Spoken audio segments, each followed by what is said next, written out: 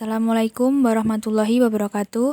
Di sini saya akan menjelaskan tentang lembaga penjamin simpanan. Latar belakang dari lembaga penjamin simpanan itu sendiri yaitu pada tahun 1998 terjadi krisis moneter dan perbankan yang menghantam Indonesia, sehingga mengakibatkan menurunnya tingkat kepercayaan masyarakat pada sistem perbankan. Kemudian untuk mengatasi krisis tersebut, pemerintah mengeluarkan beberapa kebijakan, di antaranya Keputusan Presiden Nomor 26 Tahun 1998 dan Keputusan Presiden Nomor 193 Tahun 1998, yaitu memberikan jaminan atas seluruh kewajiban pembayaran bank termasuk simpanan masyarakat. Kemudian dalam pelaksanaannya, blanket guarante memang dapat menumbuhkan kembali kepercayaan masyarakat terhadap industri perbankan di Indonesia. Namun, ruang lingkup penjaminan yang terlalu luas menyebabkan timbulnya moral hazard baik dari sisi pengelolaan bank maupun masyarakat, sehingga diperlukan suatu program penjaminan yang terbatas dan bersyarat. Sehingga pada tanggal 22 September 2004, Presiden Indonesia mengesahkan Undang-Undang Republik Indonesia Nomor 24 Tahun 2004 tentang Lembaga Penjamin Simpanan yaitu UU LPS. Kemudian Undang-Undang LPS tersebut berlaku efektif sejak tanggal 22 September 2005. Setahun setelah pembentukan dari UU LPS tersebut. Selanjutnya yaitu bentuk dan status LPS. Yang pertama, LPS adalah badan hukum yang dibentuk oleh pemerintah Indonesia melalui Undang-Undang LPS. Kemudian LPS juga bertanggung jawab kepada Presiden. Yang kedua, LPS merupakan lembaga yang independen, transparan, dan akuntabel dalam melaksanakan tugasnya dan wewenangnya. Yang ketiga, LPS berkedudukan di Ibu Kota Negara Republik Indonesia dan dapat mempunyai kantor perwakilan di wilayah negara Republik Indonesia. Yang keempat yaitu sesuai dengan Undang-Undang Nomor 9 Tahun 2016 tentang pencegahan dan penanganan krisis sistem keuangan, terdapat penambahan wewenang bagi LPS dalam rangka pelaksanaan resolusi bank. Kemudian ada fungsi LPS dan juga tugas LPS. Dari fungsi LPS tersendiri, yang pertama yaitu menjamin simpanan penyimpan. Yang kedua, turut aktif dalam pemeliharaan stabilitas sistem perbankan sesuai kewenangannya. Kemudian dari tugas LPS terdapat yang pertama merumuskan, menetapkan, dan melaksanakan kewajiban penjaminan simpanan nasabah penyimpan. Yang kedua, merumuskan dan menetapkan kebijakan dalam rangka turut aktif memelihara stabilitas sistem perbankan. Yang ketiga yaitu melaksanakan penyelesaian bank gagal yang tidak berdampak sistemik dan penanganan bank gagal yang berdampak sistemik. Selanjutnya ada fungsi LPS. Dalam LPS itu memiliki dua fungsi. Yang pertama yaitu menjamin simpanan nasabah bank dan juga melaksanakan penyelesaian atau penanganan bank yang tidak berhasil disehatkan atau bank gagal. Dalam penjaminan simpanan nasabah bank yang dilakukan oleh PS ini bersifat terbatas untuk mengurangi beban anggaran negara dan meminimalkan moral hazard.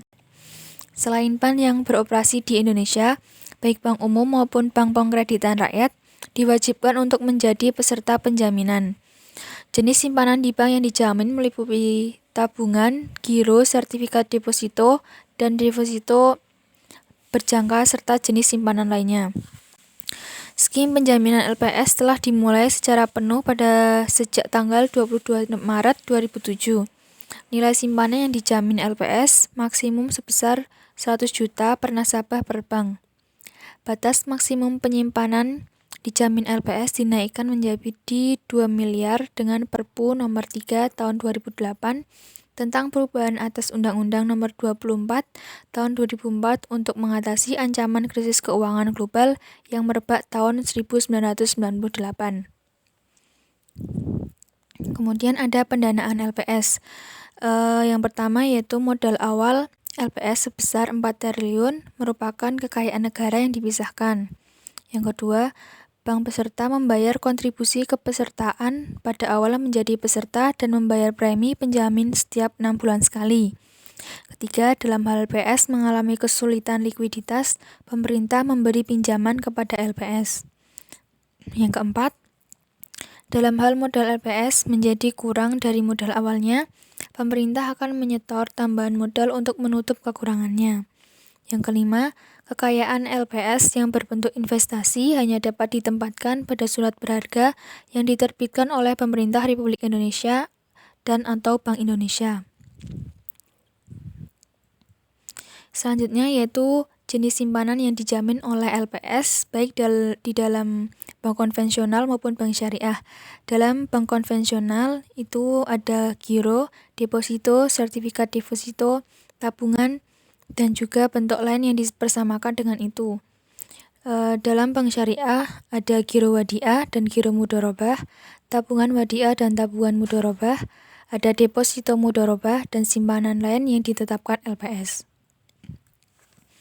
Kemudian ini ada jaminan keuangan sektor perbankan, yaitu merupakan jaringan keamanan perbankan. Pada jaringan pertama ada Bank Indonesia yang bertugas melakukan pengawasan dan pengaturan perbankan.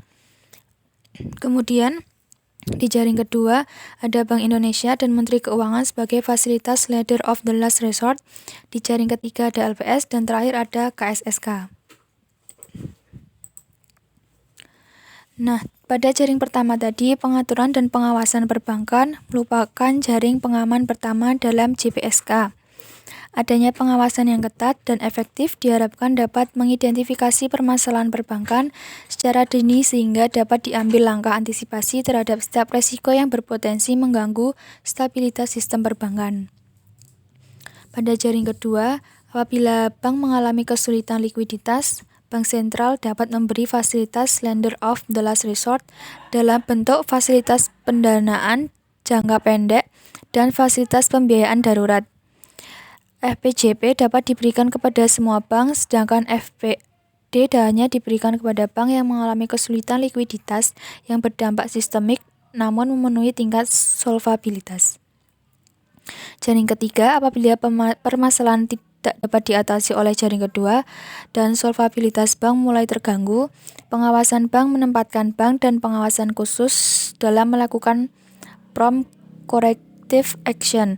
Bank yang tidak berhasil melalui fase ini dinyatakan sebagai bank gagal dan penyelesaian atau penanggungannya akan diserahkan kepada LPS. Kemudian LPS dapat membayar penjaminan simpanan nasabah bank gagal tersebut atau melakukan penyelamatan bank tersebut. Jaring keempat yang terakhir yaitu dalam upaya pencegahan dan penanganan krisis. Jaring terakhir terdapat ada Komite Stabilitas Sistem Keuangan atau KSSK, di mana diketuai oleh Menteri Keuangan dan beranggotakan grup Gubernur Bank Indonesia untuk menetapkan kebijakan dan langkah-langkah manajemen krisis yang terkoordinasi. Kemudian ada penanganan bank gagal. Bank gagal yang ditangani oleh LPS adalah bank gagal yang berdampak sistemik dan tidak sistemik. Pengertian sistemik adalah bank gagal akan berdampak luar biasa bagi penarikan dana maupun terhadap kelancaran perekonomian di Indonesia. Kemudian yang tidak sistemik yaitu apabila tidak memenuhi kriteria tersebut di atas. Dalam menangani bank gagal yang sistemik maupun tidak, pihak LPS akan melakukan kajian dan memutuskan apakah akan diselamatkan atau tidak bank tersebut. Jika biaya penyelamatannya jauh lebih mahal dan dengan melikuidasi, maka penyelesaian singkat saja. Bank diusulkan dicabut izin usahanya, kemudian dilikuidasi dan LPS membayar klaim atas simpanan masyarakat. Apabila LPS memutuskan untuk melakukan penyelamatan, maka akan ada perbedaan perilakuan antara penyelamatan bank gagal sistemik dan tidak sistemik. Untuk bank gagal tidak sistemik, penyelamatan bank mengikutsertakan pemegang saham lama, artinya segala biaya yang timbul untuk penyelamatan akan disediakan oleh pihak LPS. Untuk bank gagal sistemik dapat dilakukan baik tanpa melibatkan pemegang saham lama maupun dengan cara melibatkan pemegang saham lama. Sekian penjelasan presentasi untuk lembaga penjamin simpanan kali ini. Kurang lebihnya mohon maaf.